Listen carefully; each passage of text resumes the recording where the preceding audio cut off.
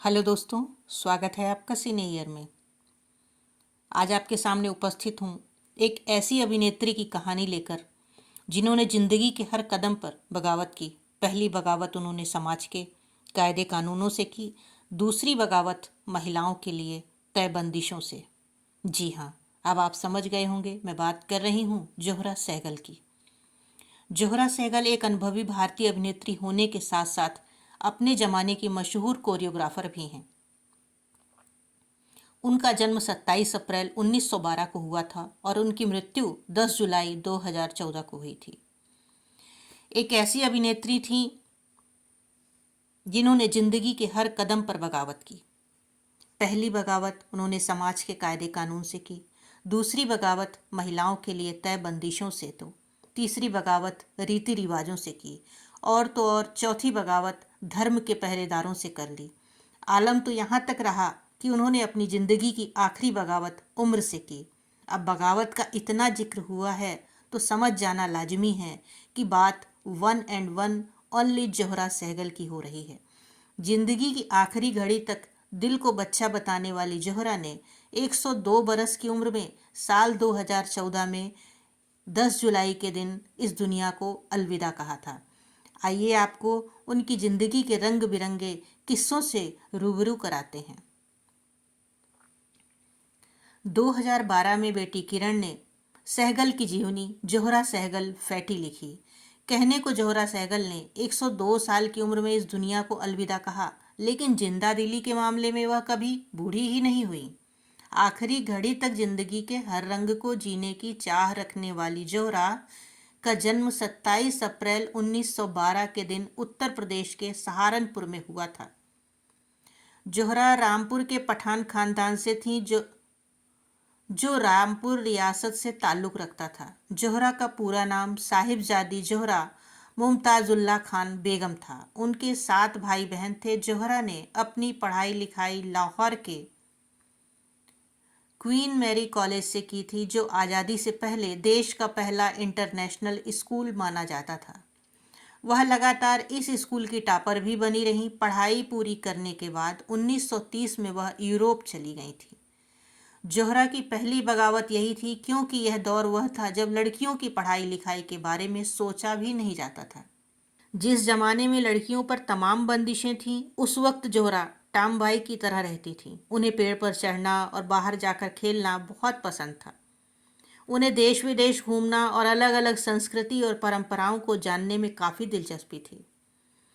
इसके चलते उन्होंने कार से ही लगभग पूरा भारत, पश्चिम एशिया और यूरोप की यात्रा की थी। इस सफ़र से लौटने के बाद ही जोहरा को लाहौर के क्वीन मैरी गर्ल्स कॉलेज भेज दिया गया था।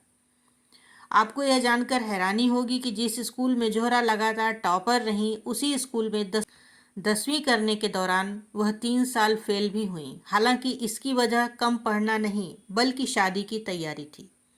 दरअसल जोहरा के पिता ने मन बना लिया था कि 10वीं के बाद वह जोहरा की शादी कर देंगे। इसके चलते वह लगातार 3 साल तक इस क्लास में फेल होती रहीं। स्नातक के बाद जोहरा ने मशहूर डांसर उदय शंकर का ग्रुप ज्वाइन कर लिया और 1935 से 1940 तक उनके साथ जापान, मिस्र, यूरोप, अमेरिका कई जगह परफॉर्म किया।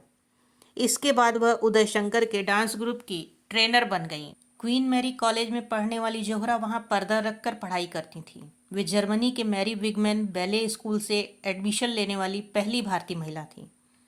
यहाँ वे 3 साल तक मॉडर्न डांस सीखती रहीं। फिर एक इवेंट में उनकी मुलाकात भारत के फेमस डांसर उदय शंकर से हुई। वे जोहरा की नृत्य में रुचि देख प्रभावित हुए और कहा कि उनके लिए काम देखेंगे। जोहरा ने एक्टिंग की ट्रेनिंग ब्रिटेन से ली थी। जोहरा सहगल ने 1945 में पृथ्वी थिएटर ज्वाइन कर लिया। यहाँ उन्हें 400 रुपये महीने की सैलरी मिलती थी। इसके अलावा वे इप्टा की एक्टिव मेंबर भी थीं। इप्टा ने जब धरती के लाल 1946 नाम की अपनी पहली फिल्म बनाई तो जोहरा उसमें हीरोइन बन गईं। इसके बाद इसी इप्टा की बदौलत उन्हें चेतन आनंद की नीचा नगर में भी काम करने का अवसर मिला। यह फिल्म कांस फिल्म फेस्टिवल के सबसे प्रतिष्ठित पुरस्कार पाल्मे डी जीतने वाली पहली इंडियन फिल्म थी। हिंदी फिल्मों के अलावा वे ब्रिटिश फिल्मों और टीवी शोज में भी नजर आईं। इतना ही नहीं, वे एक अच्छी कोरियोग्राफर भी थीं। उन्होंने बाजी, सीआईडी, आवारा और 9-2-11 जैसी सुपरहिट फिल्मों में कोरियोग्राफी की थी। उन्होंने एन इवनिंग विद जोहरा नाम का एक पाकिस्तानी शो भी किया था। हम दिल दे चुके सनम, वीर जारा, सांवरिया और चीनी कम में उनके अभिनय ने सबका दिल जीत लिया। हर मोड़ पर रूढ़िवादिता को तोड़ने वाली एक खुली किताब है। यहाँ तक कि चित्रकार कामेश्वर सहगल से उनकी शादी भी अपरंपरागत थी। कामेश्वर उनसे 8 साल छोटे थे और हिंदू थे। 1942 में उनके संघ को काफ़ी विरोध का सामना करना पड़ा। जोहरा सहगल अपनी खामियों के बारे में बात करने और फिर भी दर्शकों के दिलों में जगह बनाने से कभी नहीं कतराती थी। दरअसल उनकी लंबी उम्र का अंदाजा इस बात से लगाया जा सकता है कि उन्होंने बॉलीवुड के कपूर परिवार की 4 पीढ़ियों पृथ्वीराज कपूर से लेकर राज कपूर, ऋषि कपूर से लेकर रणबीर कपूर तक के साथ काम किया। जोहरा सहगल फिल्में लगभग ना के बराबर देखती थीं, लेकिन क्रिकेट मैच वो बड़े चाव से देखा करती थीं। आंखें कमजोर होने के कारण बेटी किरण क्रिकेट के मैच के दौरान मैच का स्कोर लगातार जोहरा सहगल को बताया करती थीं। हालांकि उनका कोई पसंदीदा खिलाड़ी नहीं था। जोहरा को पद्मश्री, पद्म विभूषण और कालिदास सम्मान जैसे देश के कई बड़े अवार्ड से सम्मानित किया गया था। 2014 में 10 जुलाई को जोहरा ने इस दुनिया को अलविदा कह दिया। आपको यह जानकर हैरानी होगी कि इतनी उम्र में भी जोहरा बेहद जिंदा दिल थी। वह बच्चों की तरह व्यवहार करती थीं, जिससे लगता था कि उम्र का पैमाना उन्हें कहीं से भी छूकर नहीं निकला है और ना ही वह बूढ़ी हुई हैं। भले ही हम लोग उन्हें दादी के नाम से, बॉलीवुड की दादी या किसी भी नाम से पुकारते रहे हों, लेकिन वो हमेशा मन से बच्ची ही बनी रहीं। उत्साह, उमंग उनके आसपास मंडराता ही रहा।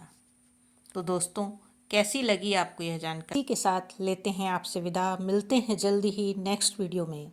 अगर आपको हमारे वीडियो अच्छे लगते हों तो चैनल को सब्सक्राइब अवश्य करें। Good bye.